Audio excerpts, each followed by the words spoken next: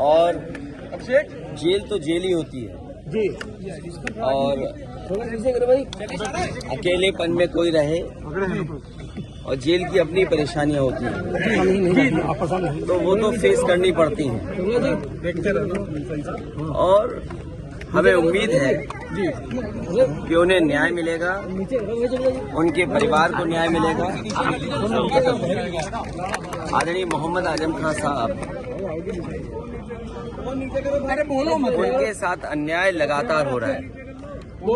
ये भी inhuman activity है सरकार की कि वो परिवार एक साथ नहीं है। जब परिवार को सजा मिली है और कहीं ऐसा आपको देखने को नहीं मिला होगा कि परिवार के लोगों के साथ ऐसा अन्याय हो रहा होगा।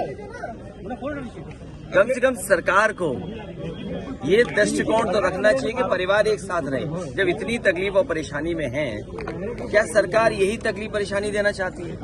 और वो भी झूठे मुकदमे लगना। सरकार ये कहती है कि दुनिया में उनकी पार्टी सबसे बड़ी है, लेकिन जो लग रहा है Bharatiya Janata party world record नहीं, ये वर्ल्ड रिकॉर्ड से ऊपर चले गए हैं। ब्रह्मांड रिकॉर्ड बना रहे हैं झूठे मुकदमों का। लगातार वर्ल्ड रिकॉर्ड नहीं, ब्रह्मांड का रिकॉर्ड बना रहे हैं झूठे मुकदमों का। और केवल उत्तर प्रदेश नहीं, रामपुर टिकट कहीं पर देख लीजिए आप, हर जगह मुकदमे झूठे लगाए जा रहे हैं। और जो इलेक्ट्रल बॉन्ड ने भारतीय जनता पार्टी का बैंड बजाया, उसकी वजह से आप दिल्ली को भी देख लीजिए कि दिल्ली में क्या हो रहा है। क्या देश ये स्वीकार करेगा झूठे मुकदमे लगा के लोगों को जेल भेज दें? और अन्याय की कोई उम्र नहीं होती है। जुल्म की करने वाला कितना भी जुल्म करेगा, अंत में सच्चाई की जीत होगी, सच्चाई की जीत होगी। रामपुर की टिकट को लेकर के और टिकट लेकर के भी चर्चा हुई है। सर पल्लवी देखिए, ये पीडीए ही जीतेगा, पीडीए ही एनडीए को हराएगा। और पीडीए से घबराई हुई है सरकार। लगातार मुख्यमंत्रियों पर कार्रवाई हो रही है, क्या ये कोई नया तरीका नहीं है। ये समय बहुत बलवान है। हमने आपने तमाम किस्से सुने होंगे, समय से ज्यादा बलवान नहीं है। और समय आएगा जब बीजेपी को भी जनता सबक सिखाएगी। केवल जनता इंतजार कर रही है कब उसे वोट डालने का मौका मिल जाए। और केवल मुख्यमंत्रियों को जेल भेजने से कुछ न्यूज को कंट्रोल करने से लोकतंत्र में इनकी जीत नहीं होने वाली है।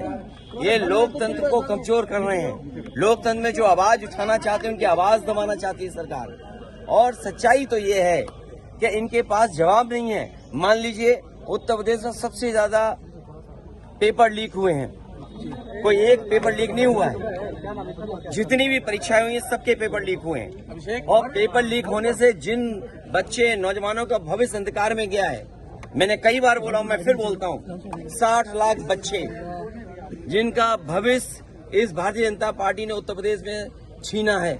60 लाख और उनके माँ बाप को मिला लें तो 60 लाख गुणा 3 कितना हुआ? 1 करोड़ 80 लाख।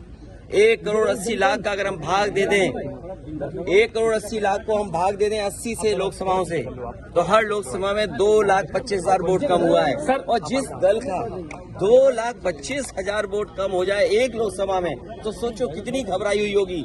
क्या इलेक्ट्रॉन बॉन्ड ने भारतीय जनता पार्टी का बैंड नहीं बजा दिया? इलेक्ट्रल बॉन्ड जो मिले हैं भारतीय जनता पार्टी का, क्या उसका जवाब है उनके पास?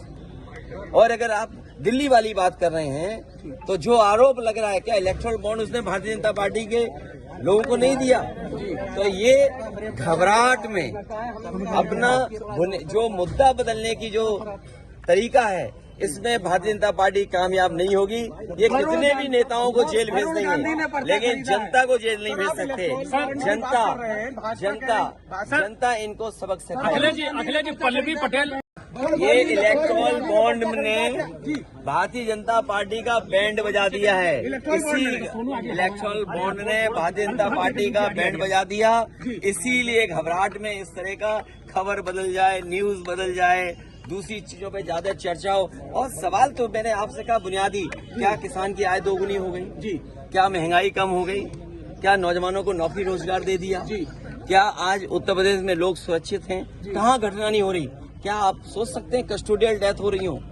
जो लोग विश्व गुरु बनाने का संकल्प लेते हो, विकसित भारत को बनाने का सपना लेते हो, वहाँ कस्टोडियल डेथ में वो प्रदेश नंबर 1 हो। बदायूं कांड पे क्या कहना?